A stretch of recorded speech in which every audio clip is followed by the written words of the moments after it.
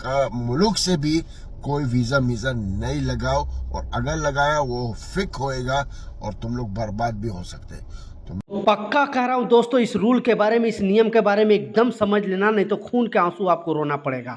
बहुत इंपॉर्टेंट खबर आपके साथ शेयर करने वाला हूँ। अगर आप भी इमारात के अंदर काम करते हो तो इस वीडियो को ज़्यादा से ज़्यादा शेयर करें, ताकि लोगों तक इस तरह का इन्फॉर्मेशन मिले, उनको भी जानकारी मिले। क्योंकि यूएई से रिलेटेड कोई भी अपडेट आता है, कोई भी न्यूज आता है, सबसे पहले मैं अपने चैनल पर आपके लिए वीडियो बनाते रहता हूँ, ताकि हमारे कोई भी कामगार को पहले से रूल के बारे में, नियम के बारे में पता चल जाए।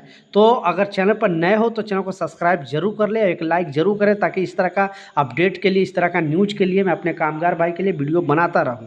तो चलिए बताता हूं जो खबर है, अपडेट है। तो पहला जो है वीज़ा से रिलेटेड अपडेट है वो बताता हूं, उसके बाद जो छुट्टी से रिलेटेड अपडेट है वो लास्ट में जरूर आपको बताऊंगा। इस वीडियो को बिल्कुल छोड़ के नहीं जाइएगा। इसमें बताया गया है बहुत सारे ऐसे कामगार हैं जो इंडिया से ही वीज़ा लगवा लेते हैं और बोलते हैं कि हमें वर्क वीज़ा डायरेक्ट दो और हम वहाँ पे आ जाएंगे। तो आपको देखिए, इंडिया से डायरेक्ट वीज़ा आपका लगना मुश्किल है। आपको सिर्फ एंट्री पास मिलता है, 2 महीने 3 महीने के लिए एंट्री पास कर सकते हो, वर्क परमिट एंट्री पास होता है, वो मिलता है। उसके बाद यहाँ दुबई में आने के बाद आपका जो है मेडिकल होता है, उसके बाद आपका वर्क वीज़ा लगता है जब आप कॉन्ट्रैक्ट साइन करते हो। बहुत सारे कंपनी ये वादा करते कि नहीं मैं आपको यहाँ से वर्क वीज़ा लगा के दूंगा, तो ये सब फ्रॉडबाजी है। कोई भी यूएई के अंदर डायरेक्ट वर्क वीज़ा लगा कर आपको नहीं देगी।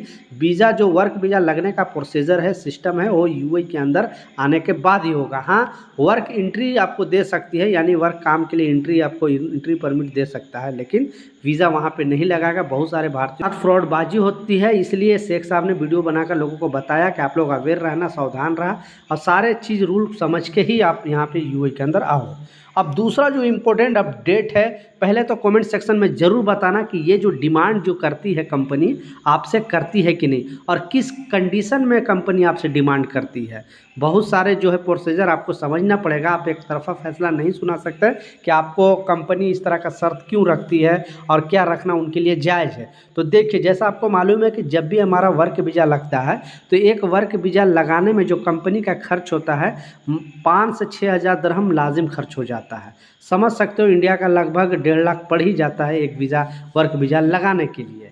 लेकिन बहुत सारे लोग बोलते हैं कि हम तो वीज़ा का पैसे देते हैं, तो आप 50-60 हज़ार रुपये जो देते हो ऑफिस वाले के देते हो, और एजेंट जो है वो या फिर कंपनी का एचआर वगैरह है जो मिलकर इसमें बीच में पैसे खा जाते हैं, कंपनी तक पैसे नहीं पहुंचती है।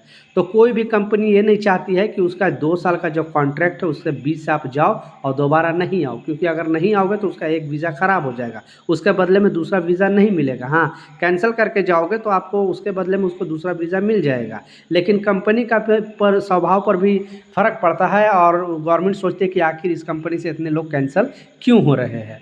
इसलिए कंपनी चाहती है कि जब भी यहाँ से आप छुट्टी जाओ तो बहुत सारे कंपनी क्या करते हैं, 1 साल से पहले अगर आप छुट्टी जाओगे तो बहुत सारे कंपनी कोई 3,000 डिमांड करती है, कोई 2,000 डिमांड करती है कि आप डिपॉजिट छोड़ के जाओ, या फिर जो काम किए हो पैसा वो नहीं मिलेगा, आओगे तब मिलेगा।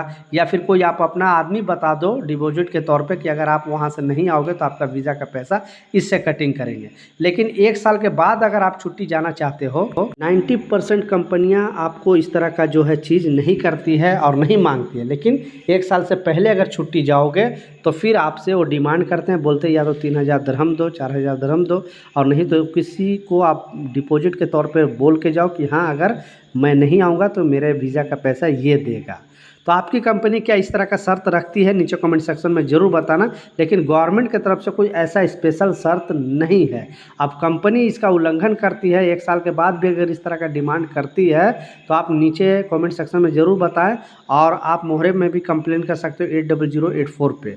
तो नीचे बताओगे तभी पता चलेगा कि कितनी कंपनी इस तरह का डिमांड करती है। मिलता हूँ नए अपडेट के साथ, नई जानकारी के साथ, जब तक जय हिंद।